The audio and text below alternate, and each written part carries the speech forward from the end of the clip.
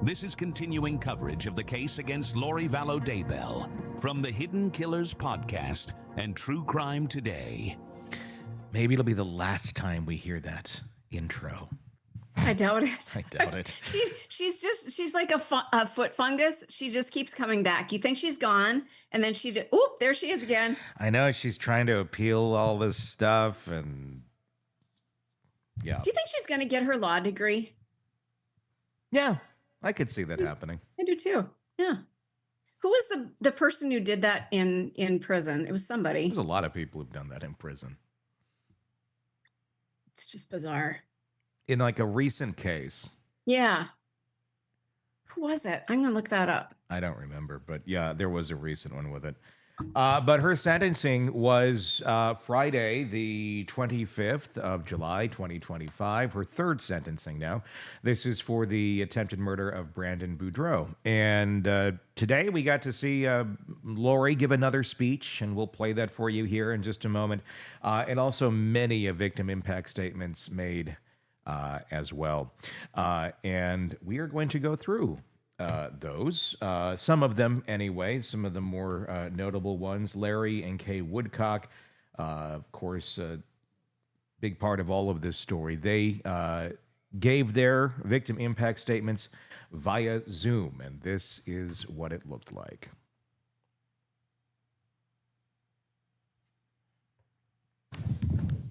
Please be seated.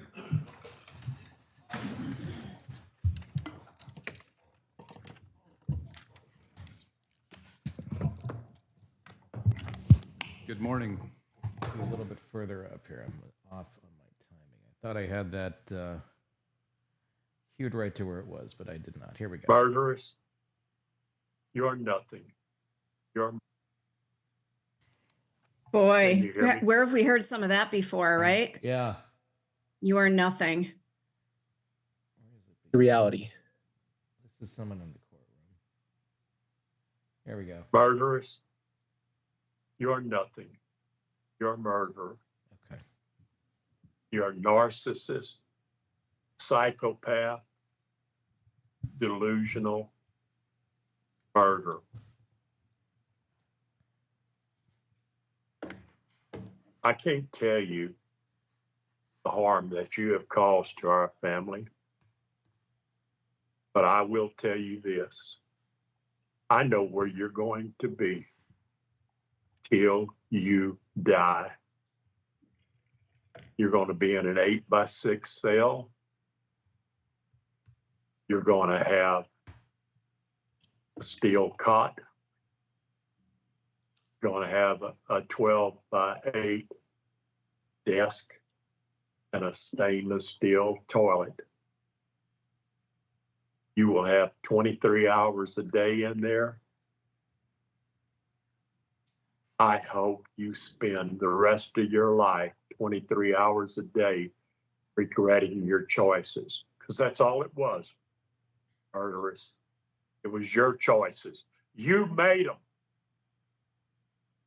You and your husband, if that's what you want to call him. For what? You murdered Charles, the best thing that was ever in your life, for your delusional,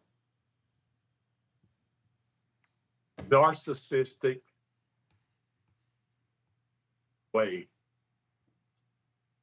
I will never speak your name again, murderers. You will never get anything out of me again in your life. That's kind of a given. You are nothing. Yeah. You are nothing. You killed Tylee. Did you enjoy it? Look at me, Lori. Did you enjoy it? Did you dance around the fire like you sent the videos to Chad of you dancing around in your room for him? Did you enjoy it? And then the most precious thing, a 7-year-old autistic, unbelievably God's present to Kay and I, to Todd. Look at Todd. Turn around and look at him, Laurie, because that's the last time you're ever going to hear my name out of your mouth. Look at Todd. Have you said you're sorry? You wrapped JJ's hands in tape. You wrapped his arms in tape. You covered his eyes. And you buried him in 8 inches of ground. Murderess!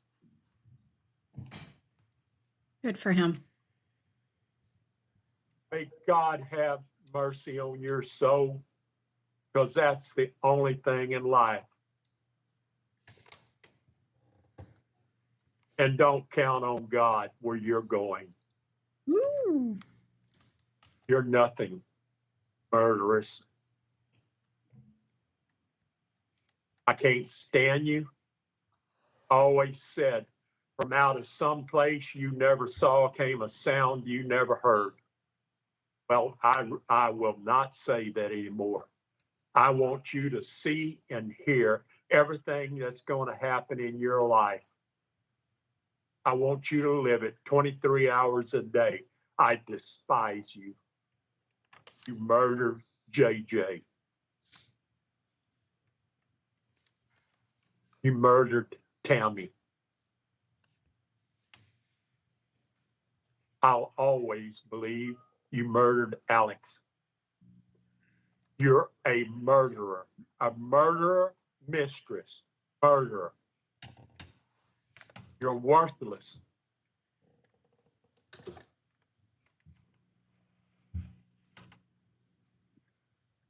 I can't believe 6.5 years of putting up with you. You are not worth it.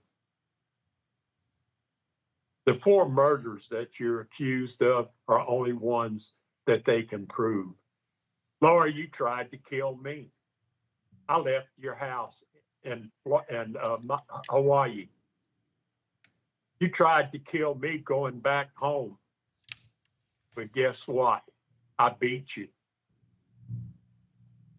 I'm able to sit here and laugh at you and watch you go to prison.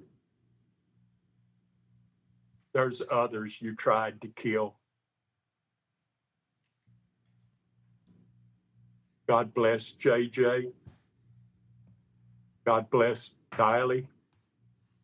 And most of all, God bless our family. Thank you, Your Honor, for allowing me to speak my final piece to her. All right. Thank you, Mr. Woodcock. Your Honor, Susan will be up next. Okay.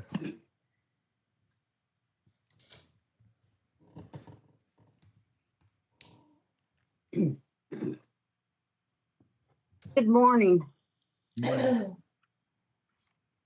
I'm Susan, one of Charles's older sisters. I'm here to share the emotional impact of Charles's tragic sister's death for me. Charles and I had just started renewing our relationship with each other.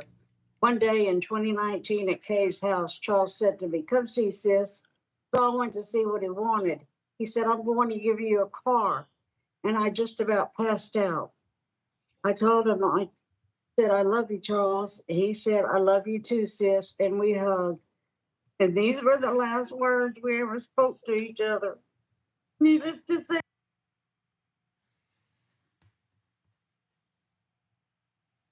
Well, something cut there. Oh boy. But there really wasn't a lot more of her that was on there. But that was Susan there, and then Larry Woodcock as well. Let's go over to Brandon Boudreaux. This is obviously the man that she attempted to murder. This is his account and what she put him through. Thank you, Your Honor. I'm going to read my sister wrote a letter. She couldn't be here. I'm going to read her letter, and I'll... That's for Donnell. Yeah, for Danielle. Thank you. Thank you. Hello, my name is Danielle Hackey. I'm the oldest sister to Brandon Boudreaux. 6 years ago, our world was rocked in ways none of us could have predicted. I'm not unfamiliar with the criminal justice system. I worked within it for over 10 years, but it had never touched my life personally until it did 6 years ago. I watched as my brother Brandon had his entire life ripped apart with absolutely no warning. I watched him try to pick up the pieces of a life and family he had built and to try to bandage the broken hearts of his children with oh so many questions, while also navigating his own personal sorrow and heartbreak. I held him and cried with him and offered what little advice I could with all the love my big sister heart could give him. Then just a few months later, while I was 7 months pregnant with my third child and returning home from a doctor visit, I had my husband sit me down on the couch and ever so gently let me know that my brother had just been shot at. You see, my dad hadn't called me. He called my husband to tell him so that he could carefully and gently tell me what had happened. My world, as I knew it, was shattered. All of a sudden, I was living in a paranoid, anxiety-filled, fear-driven nightmare. As details emerged and my brother gained more information and knowledge, he reached out to see if he could bring his children to hide at our home for a while. There was no hesitation. We took them all in, but those few weeks were filled with terror. We stayed indoors with the blinds shut and the door securely locked. We did our best to entertain 6 children, ours and his, and keep them happy and as unaware of the situation as possible, while also monitoring our streets for any signs of those responsible for this. I no longer felt safe in my home. Leaving meant constantly checking behind and around me, making sure no one was following or watching us. We were on alert 24/7. Our entire family helped shuffle my incredible brother and his kids around, doing our best to ensure that they felt safe and were being loved and taken care of. This went on for months. Once those responsible were caught, we felt some relief. However, more details continued to merge, and my brother's life continued to get thrown for loops. Our family has come out of this closer, stronger, and more unified. We have held our tongues, never having spoken our truths, so as to allow the judicial system to do what it is designed to do, bring some justice to all of the victims. The big sister and me wanted nothing more than to take care of my little brother and his sweet children. I wanted nothing more than to fix everything and make it right. I obviously couldn't do that. I watched as my brother experienced the most horrible things and do so with grace, love, and humbleness that I don't know I would have had. I am grateful for the example he has been to me. I pray that our family can continue to heal and move on and hold strong to each other as we try to close this chapter. So many lives were impacted by such selfish choices. I'm forever grateful that my brother was spared that day. And I know that for me, I will never be able to go back to being blissfully unaware of the horrific choices people can make for the most unimportant and selfish reasons. Thank you for your time, Danielle Hackey.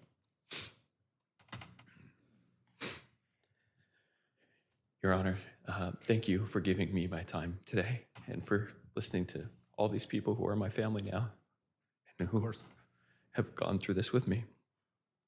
On October 2nd, Larry Daybell, someone I considered family, conspired with others to shoot at me, an act that not only endangered my life, but it threatened to destroy the sacred family unit that I cherish for my children. Had this heinous crime succeeded, my children would have been left to face a lifetime of grief, robbed of the love, stability, and spiritual guidance I provide as their father. The betrayal by someone connected to my family has left me battling overwhelming emotions over the years. I felt fear, paranoia. I lived with constant vigilance, loneliness, regret, sadness, depression, anger, heartache, and embarrassment.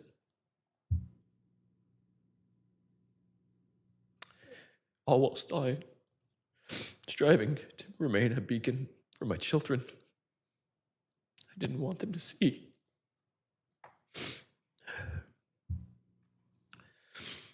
The word family in Latin was used as a word for servant, familia.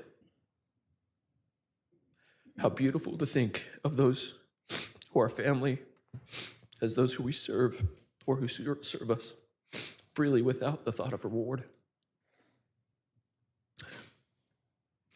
I try to live this truth every day, serving my children with selfless dedication, nurturing their dreams, teaching them resilience, and providing a foundation of love. Larry Daybell's actions sought to tear me from the sacred role, leaving my children without the father who serves them with unwavering devotion. Trust is something that is intangible. It can almost, excuse me. It can almost be measured in interactions with others by the speed and comfort with which we speak. We can see this inside our families. When it's present, it creates beautiful, safe spaces where human beings can grow and feel loved. As a father, I strive to cultivate this trust, fostering a haven where my children feel secure to grow and express themselves. Had I been killed, this trust would have been shattered, leaving my children vulnerable to fear, uncertainty, and struggling to rebuild the safety that they deserve. I believe the family unit is ordained of God, and as such, it can be the most safe and sacred space we have in this life. I was raised in such a unit by parents who created this for me. And my life's greatest desire is that one day my children will look back and say that I created that for them. This divine calling gives me a drive to provide a nurturing and sacred environment for my children, mirroring the love I received. The choices that were made on October 2nd by Lori and others attempted to end my life. They threatened to rob my children of this God-ordained sanctuary, denying them the legacy and safety of love I strive to build. Research underscores devastating impact of losing a father in early childhood.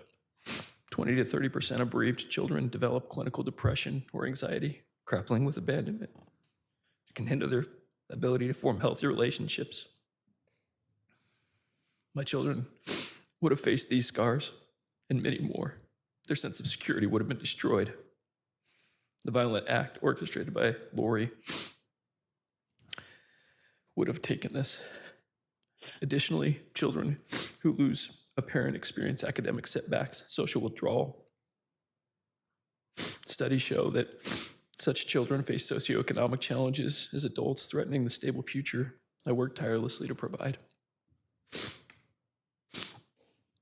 Besides my children, I have extended family for whom this conspiracy's toll I will never truly know. There's no measurement system for our grief, for our stress, for their pain and their trauma. They carry a burden that was no responsibility of their own. They're good people, all of them. But they showed up. They understood what family meant. They postponed work. They postponed life. They postponed fun. They even put out their own children and their own spouses. I had to ask them and their families to keep me safe and put them in jeopardy. I was scared to stay with them for months after they shot at me and kept trying to find me. I was continually pursued when I asked my new wife to marry me.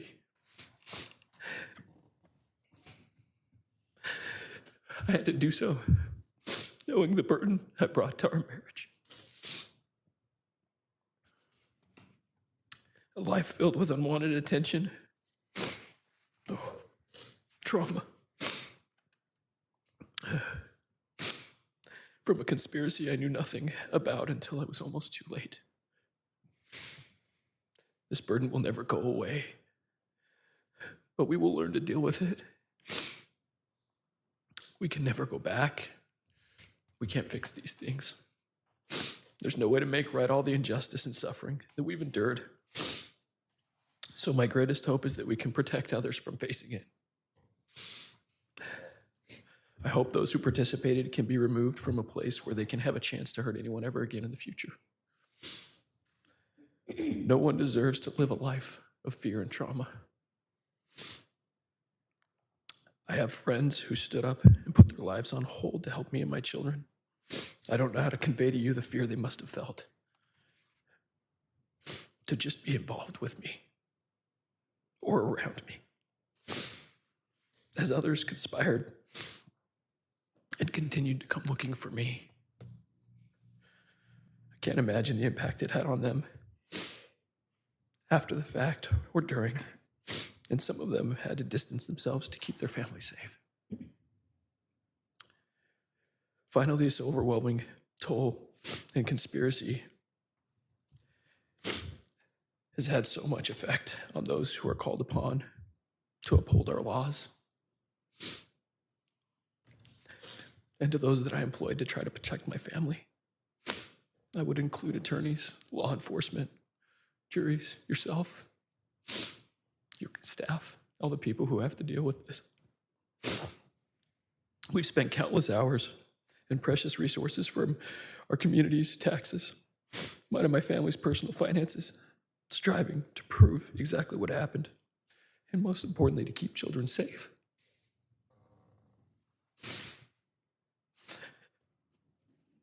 All of this could have gone to more productive and beneficial things to help others, but it had to be diverted because of selfishness and self-centered conspirations.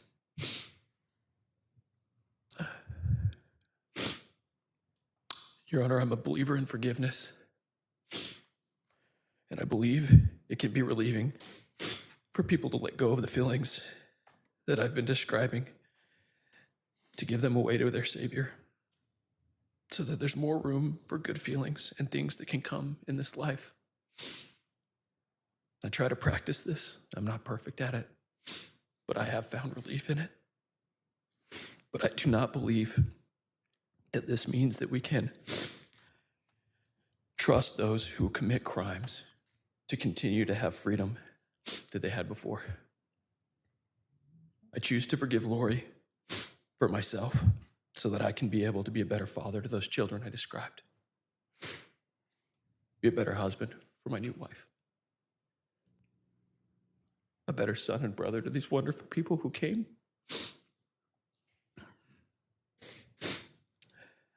And a better neighbor and friend to those people who were there for me when I needed it most.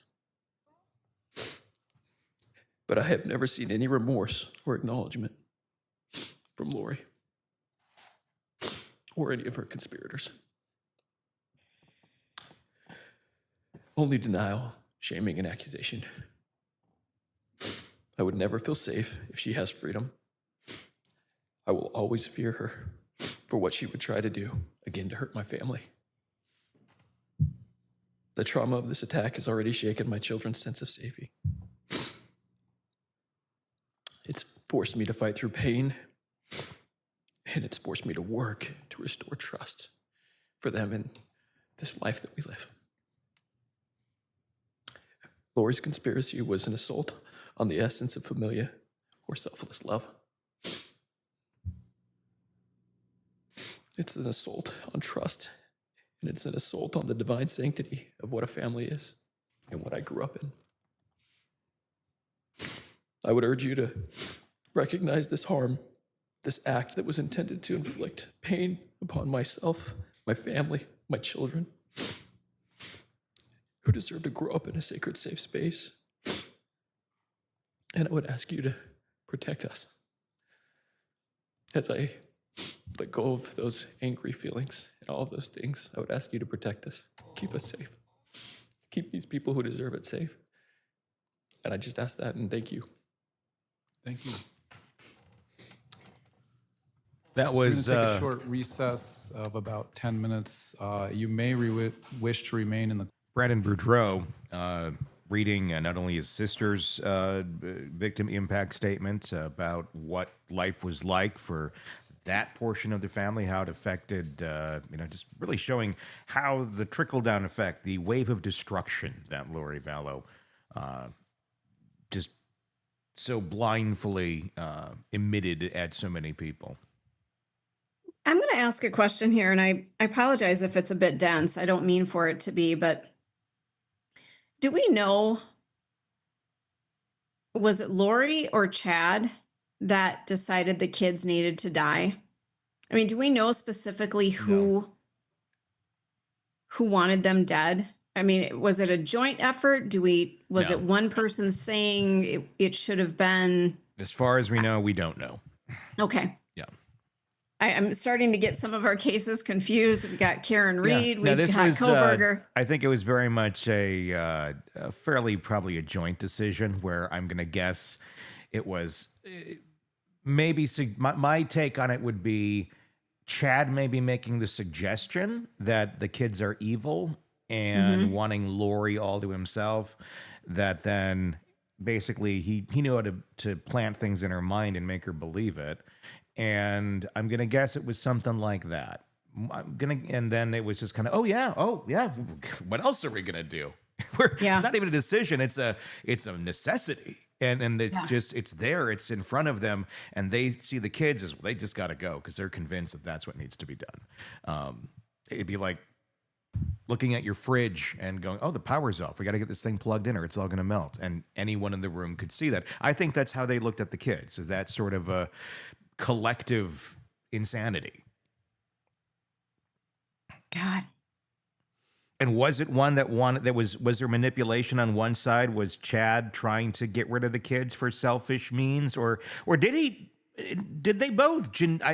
I don't know if I believe she believes, but or did they both believe that the kids were evil and that they had to go, and everybody else they killed, it was all justified? I think Lori believes all this was justified. Mm-hmm. I don't know about Chad. Yeah, and that's the reason I bring it up is it just that for me, that's the nagging question. I mean, there's a lot of questions, but for me, I want to know the evolution of this plan. Well, and we know how it went, but I want to know how does this begin? Are you sitting at a pizza place and the pizza gets delivered and you're like, hey, I think we should fucking kill the kids. I mean, how does something like a plan like this just evolve? How do you, is it the kid interrupts your date and you're like, oh God, we'd be better off without them? Or is it just you wake up and they have this divine intervention that they, think that the angels are speaking to them? And I don't know. I don't know. That's my interest level of Larry Daybell. I know. I saw you yawn. I'm like, am I boring you, honey? No, I'm. It's the end of the week, and I am exhausted. And yes. It's But I know. Wait. Let me throw something in here, and this is personal, and I just need to do this. Work with me here. So every time you talk to me, you yawn. I'm starting to take it personally. Sorry. I don't get it. You don't. Somebody might that's watching. Oh, okay. Somebody might. Okay. It's an inside joke, but Okay. I just saw you yawn and I went, oh. Okay. I had to throw that in. It has nothing to do with anything, but I just the Daybell thing, I personally I want some answers. I feel like everybody has deserved some answers. Luckily, do you believe this? Lori spoke today. She's going to explain. She's going to explain everything. So let's see. Let's see what Lori has to say. This should clear it all up. We can all go home and go, oh, well, that makes sense. Representing myself at these 2 trials was a constitutional right that I exercised. I could not have done so without my team. Annalena Ramirez, my paralegal, Jeff White, my investigator, and Pamela Hicks and Robert Abernathy, my advisory counsel. I acknowledge their diligence and hard work in helping me exercise that right. The Hardy They worked Boys, tirelessly, and I appreciate them. Nancy Drew. If it weren't for those Representing damn myself, I have kids, learned much about the we'd law have gotten through away this with it. process, and I'm grateful for the knowledge that I have gained. Knowledge is eternal, and it is only love and the knowledge that we acquire in this life that we take with us into the next. I have studied the rules of law, case law, and the like. I was amazed and enlightened as my understandings were completely changed from before I started this process. Before this long court journey, I only had basic understanding of the judicial process. I was of the understanding that both parties would be able to get up at a trial and each tell their side of the story, but I soon learned that the rules of law do not allow that. Actually, they do. The process is much more complex than that. It is not designed for that, although the Constitution of the United States was designed for that. The rules of law negate most of that. As a defendant, I was precluded from calling several witnesses. Other witnesses for the defense were precluded from testifying things that they did witness. As a defendant, I was precluded from asking law enforcement specific questions. I was also precluded from admitting documents that the state turned over to the defense as discovery. The founding fathers of this country did not intend for the rules and laws of trial that have been implemented into this justice system to make it impossible for the accused to defend themselves. Their objective was quite the opposite. They advocated for a fair and impartial and speedy trial.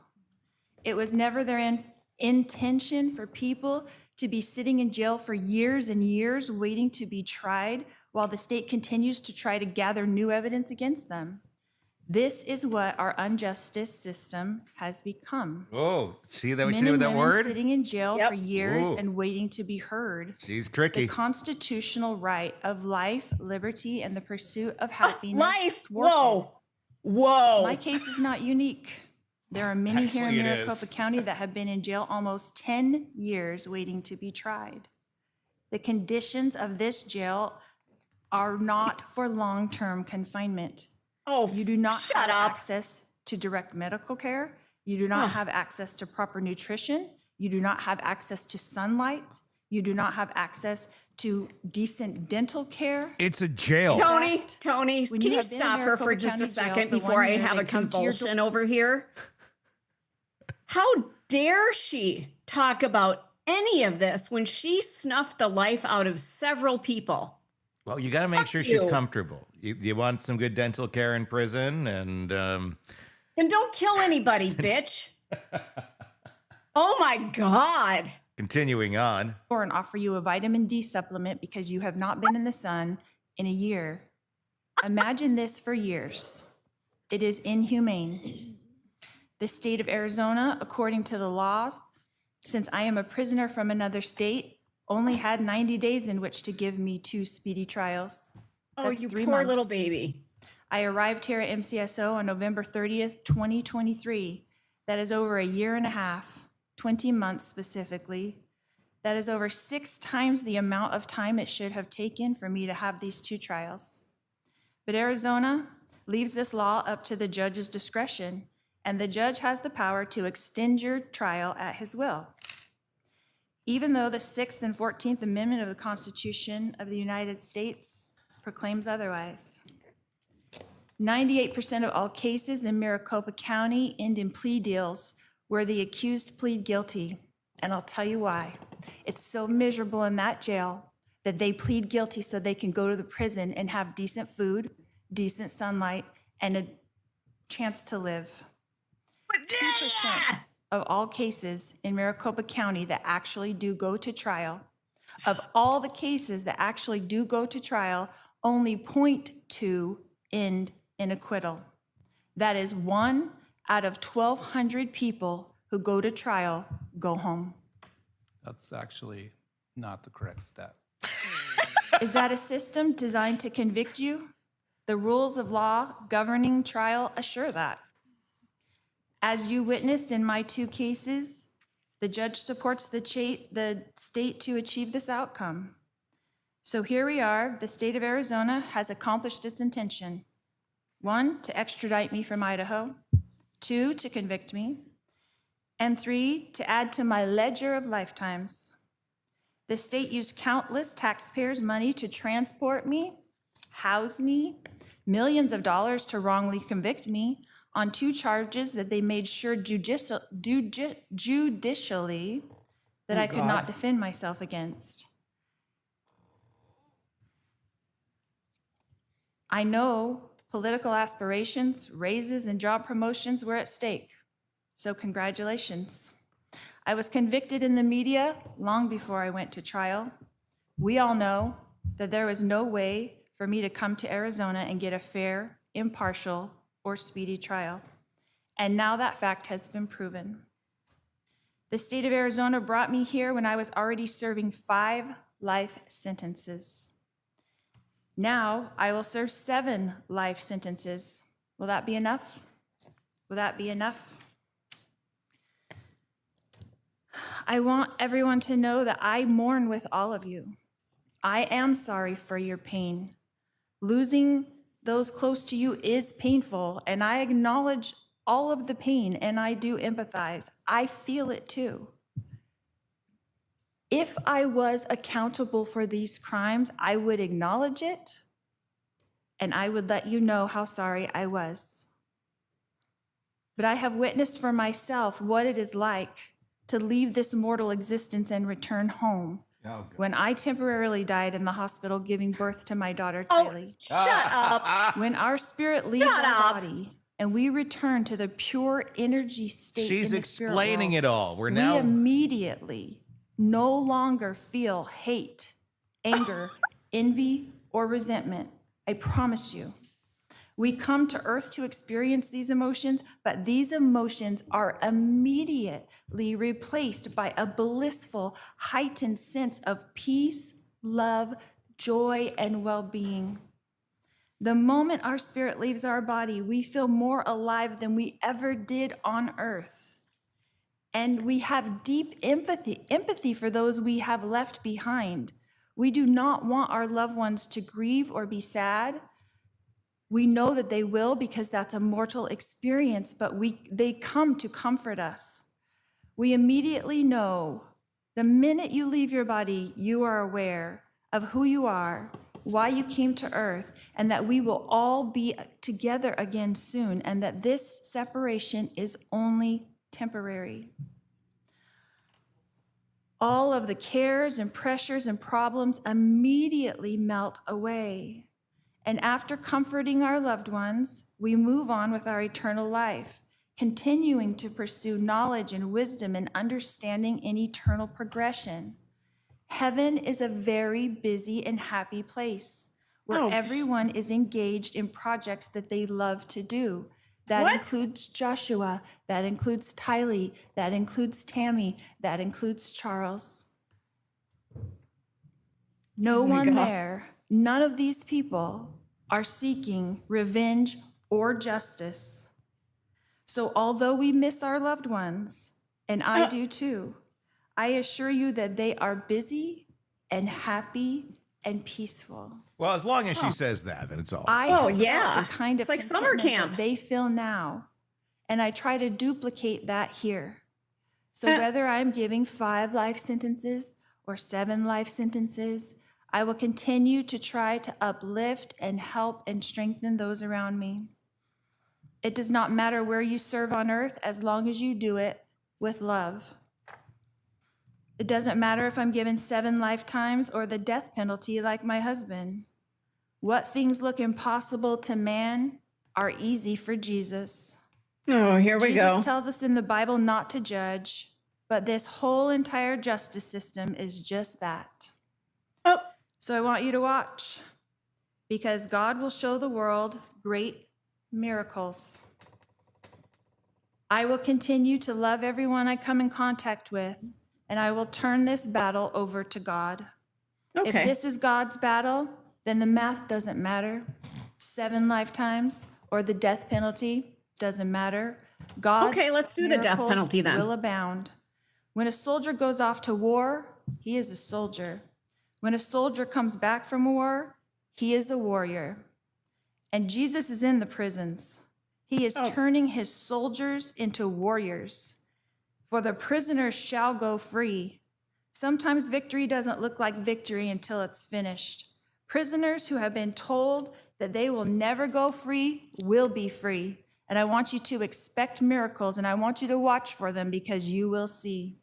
We fear not what man can do, because God's warriors surround us. When the battle is relentless, and this one has been for over 6 years, remember, God is building his army of warriors in the prison system. He is turning Sauls into Pauls.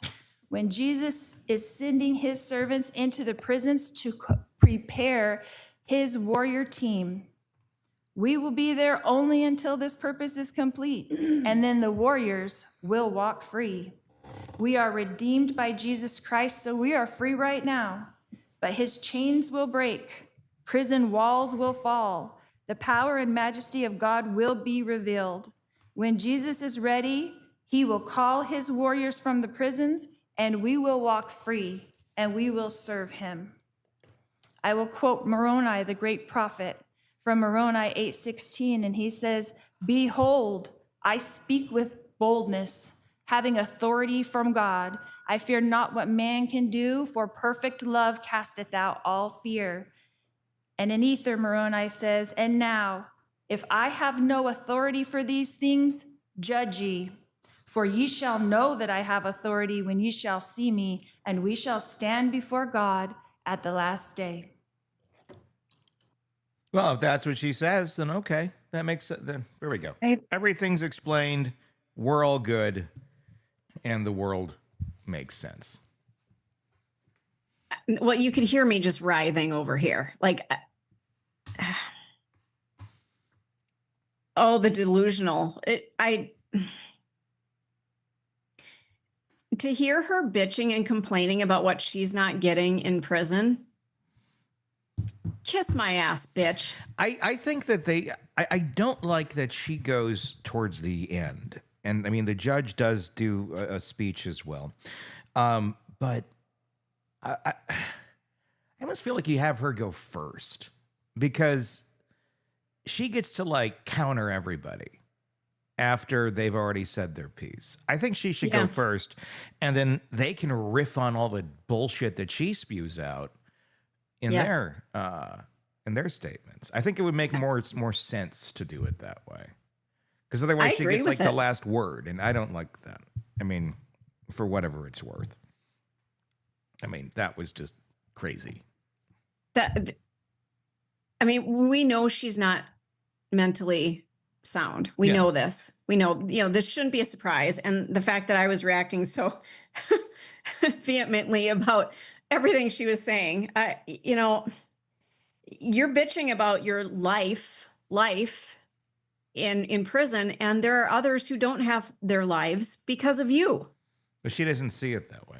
No, she doesn't. That they're happy in heaven. Like I said, it's like summer camp. They're back. It's summer camp. They're working at the Walgreens. And they've got their projects. Yeah, they're working on, one of them's making a victory garden this summer. Yeah. They're doing it with the guy who hosted Victory Garden on PBS in 1984.